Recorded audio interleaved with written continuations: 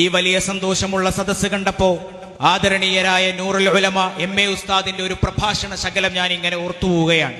ഒരു വേദിയിൽ ഉസ്താദ് ഇങ്ങനെ പ്രസംഗിക്കുകയാണ്. നല്ലൊരു രാജ്യമുണ്ടാവണമെങ്കിൽ, നല്ല ഒരു സമൂഹമുണ്ടാവണമെങ്കിൽ എവിടെയാണ് നമ്മൾ ഇൻവെസ്റ്റ് ചെയ്യേണ്ടത്? ഉസ്താദ് ചോദിക്കുകയാണ്. പാലങ്ങളിലാണോ, റോഡുകളിലാണോ, അല്ല ബിൽഡിങ്ങുകളിലാണോ നമ്മൾ ഇൻവെസ്റ്റ് ചെയ്യേണ്ടത്? ഉസ്താദ് അവർകൾ കൂട്ടിച്ചേർക്കുകയാണ്, നമ്മൾ ഇൻവെസ്റ്റ് ചെയ്യേണ്ടത് ഏറ്റവും നല്ല മനുഷ്യരെ ഉണ്ടാക്കുന്ന പ്രക്രിയയിലാണ്. എത്ര ദീർഘവീക്ഷണമുള്ള വാചകങ്ങളാണ്, എത്ര ദീർഘവീക്ഷണമുള്ള നിലപാടാണ്, എത്ര കാലോചിതമായ പ്രഭാഷണമാണ്.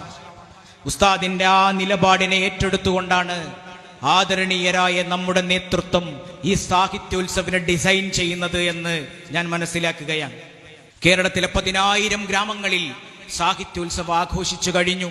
ഈ 10,000 ഗ്രാമങ്ങളും സവിശേഷമായ അവരുടെ നാടിനെക്കുറിച്ച്, മനുഷ്യരെക്കുറിച്ച്, പട്ടിണിയെക്കുറിച്ച്, വിശപ്പിനെക്കുറിച്ച്, രാഷ്ട്രീയത്തെക്കുറിച്ച് ഒക്കെയുള്ള പ്രമേയങ്ങൾ ചർച്ച ചെയ്തുകൊണ്ടാണ് ഓരോ സാഹിത്യോത്സവം കടന്നുപോയത്.